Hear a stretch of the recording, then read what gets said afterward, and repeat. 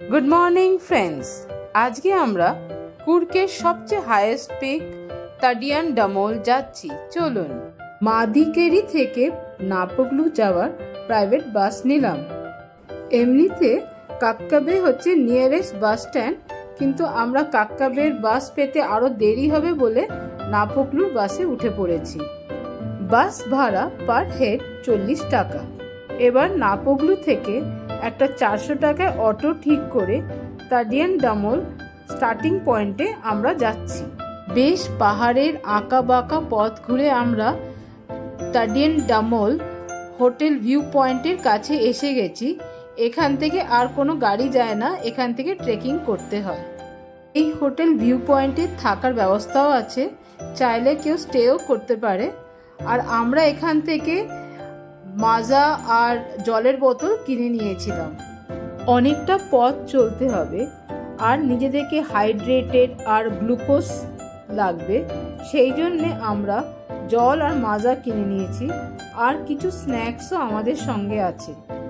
যা প্রয়োজনীয় জিনিস নিজের সঙ্গে নিয়ে যেতে হবে, কারণ পরে আর কিছু কেনা যাবে না। আমরা বাগামান্ডালা রেঞ্জ ফরেস্টের ভেতর দিয়ে হাঁটছি, আর প্রায় 1 কিলোমিটার হাঁটার পরে আমরা ফরেস্ট চেকপোস্ট পাবো, যেখানে আমাদের নাম এন্ট্রি করতে হবে।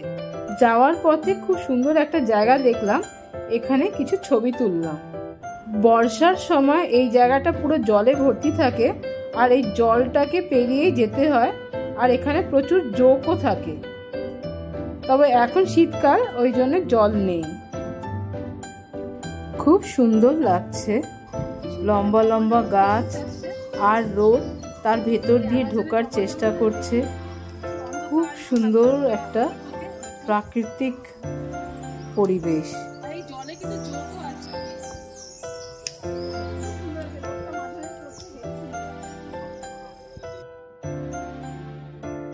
এখান থেকে দুটো রাস্তা ভাগ হয়ে যাচ্ছে, একটা নিচের দিকে যাচ্ছে আর একটা ওপরের দিকে যাচ্ছে। আমরা ওপর দিকে যাব, কারণ নিচের দিকটা গ্রাম, আর ওপর দিকে এগিয়ে এসে আমরা ফরেস্টের চেকপোস্টে পৌঁছে গেছি। এখানে আমরা রেজিস্টারের নাম লিখেছি, আর প্রত্যেকজনের 250 টাকা টিকিট।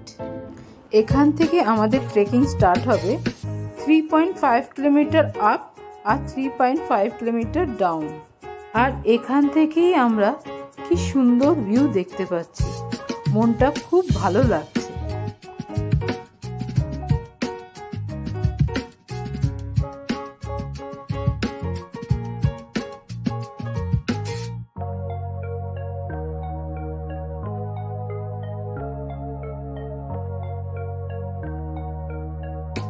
যাওয়ার পথে কয়েকজন ট্রেক করে নামছিল, তাদের সাথে কথা বলে একটু গাইডেন্স নিলাম আর ট্রেক রুটটা জেনে নিলাম। একজন আমার একটু সাহায্য করলো আর বললো একটা লাঠি নেওয়া দরকার, না তো স্লোপিংয়ে কষ্ট হবে, আর একটা লাঠিও খুঁজে দিল। আর বললো যে সামনের পিকটা হচ্ছে ফলস পিক, ওইটাতে না, তার বাঁ দিকে যে পিকটা আছে সেদিকে যেতে হবে। তাদেরকে ধন্যবাদ জানিয়ে আমিও এগিয়ে গেলাম। ওয়েদারটা খুব প্লেজেন্ট, ক্লিয়ার স্কাই আর ঠান্ডা ঠান্ডা হাওয়া বইছে, আর ওই জন্য যেতেও কোনো কষ্ট হচ্ছে না। মাঝে মাঝে আমি একটু রেস্ট নিচ্ছি, একটু জল খাচ্ছি আর একটু মাজা, আর 360 ডিগ্রি ভিউটাও তুলে নিচ্ছি।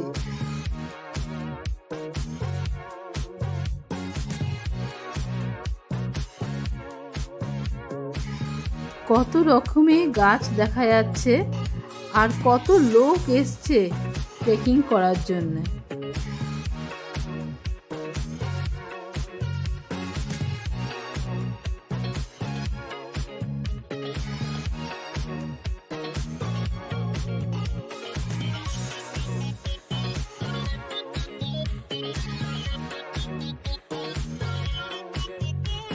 এখানে বড় বড় পাথর ছিল, তার উপরে উঠে আমরা একটু ছবি তুললাম।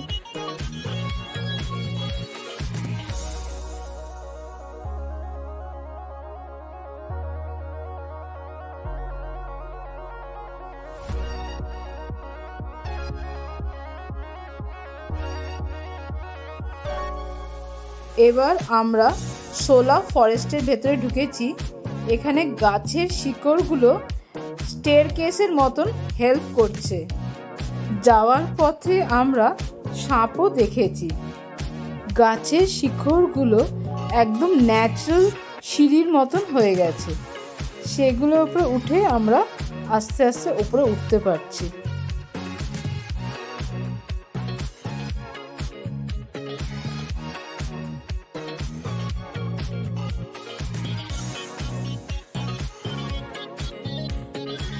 এখানে আমরা বসে একটু রেস্ট নিলাম আর চারিদিকে ছবি তুলে রাখলাম।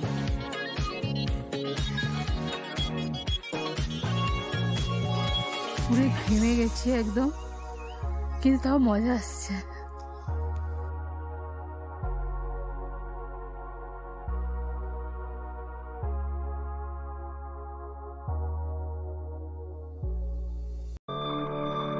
শোলা ফরেস্ট ক্রস করে এসেছি। এবার আমরা আবার ওপর দিকে হাঁটা দিলাম।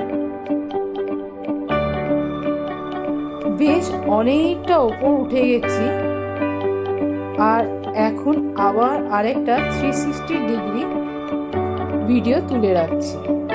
এই পিকের হাইট হচ্ছে 5735 ফিট আর ওপর থেকে ভিউটা অসম।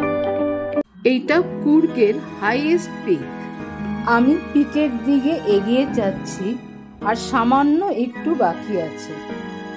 ये हंसी वादिया ये खुला आसमां, आ गए हम कहाँ ऐ मेरी साजना। इन बहारों में दिल की कली खिल गई, मुझको तुम जो मिले हर खुशी मिल गई।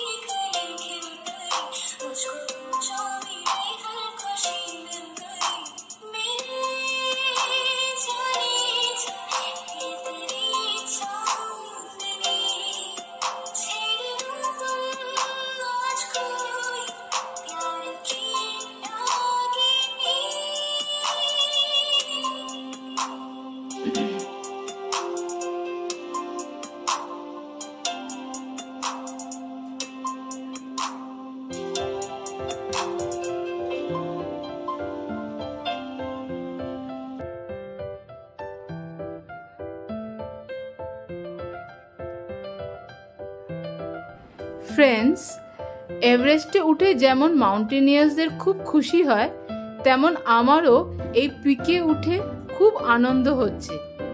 কারণ আমি তো এভারেস্টে উঠতে পারবো না, আর আমার জন্য এটাই এভারেস্ট। এত ওপরে, একদম ওপরে আর কিছু নেই, শুধু আকাশ। মনে হচ্ছে I am on the top of the world. পুরো আকাশটা যেন হাত বাড়ালেই ছুঁতে পারবো, এত সুন্দর লাগছে। আর এখান থেকে চারিদিকের কত বড় বড় পাহাড়ও ছোট মনে হচ্ছে।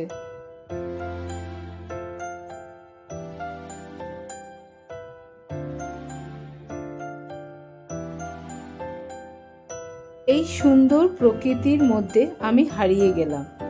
অনেক ছবি তুললাম, কিছু স্ন্যাক্স খেলাম আর অনেক সময় কাটালাম।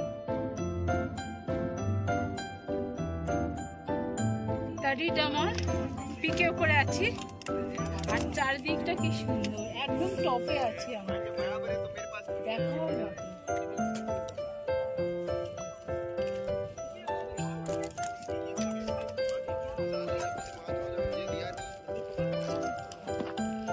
উঠতে বেশ কষ্ট হয়েছে, but the effort is worth it. দেখতে খুব সুন্দর লাগছে আর খুব শান্তি লাগছে, একদম টপে আছে। এটা ভেবেই খুব আনন্দ লাগছে। নিচে নামার আগে আরেকটা 360 ডিগ্রি প্যানোরামিক ভিউ তুলে রাখলাম।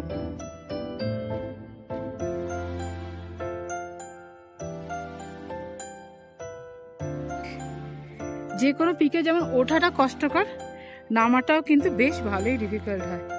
এবার আমরা তাহলে নিচে নেমে আবার ভিডিও কন্টিনিউ করব। শোলা জঙ্গলটাও ক্রস করে বেরিয়ে পড়েছি। এখন আমরা ফরেস্ট চেকপোস্টের দিকে এগিয়ে যাচ্ছি।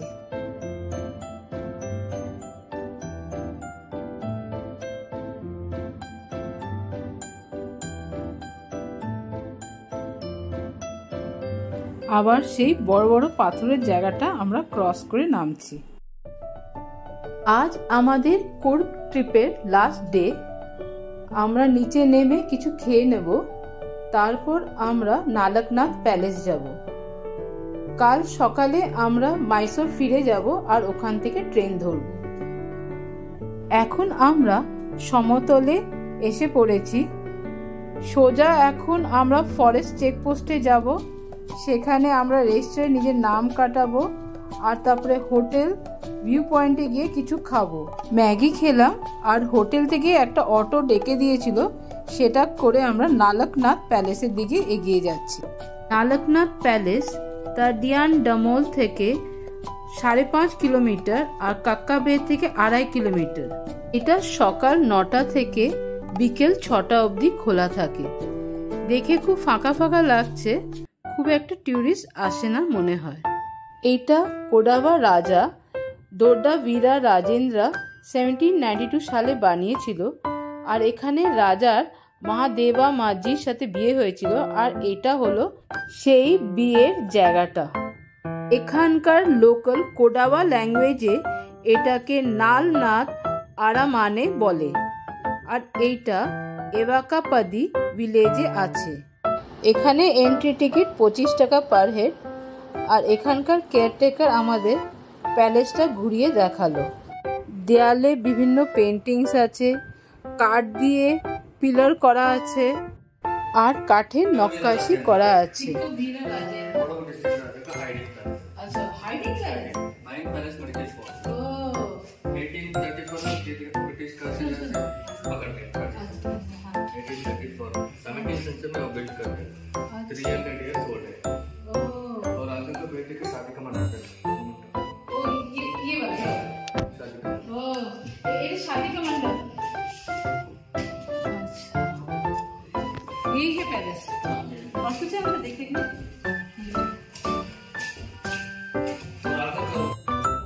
এটা বেসিক্যালি একটা হাইডিং প্যালেস ছিল।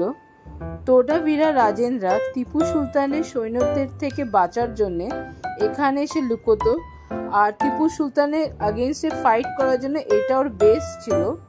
আর পরবর্তীকালেও যখন ব্রিটিশ কোডাকুকে ক্যাপচার করছিল তখন কোডাকুর লাস্ট রাজা চিক্কাবীরা রাজেন্দ্র এখানে এসে লুকিয়েছিল আর এখান থেকেই সারেন্ডার করেছিল।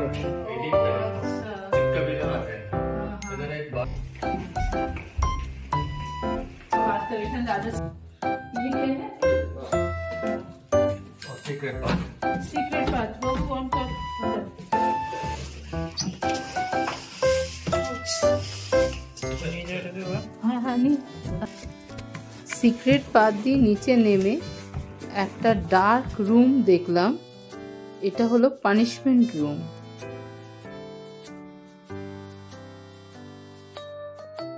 এখান থেকে শত্রুপক্ষদের গুলি করা হতো।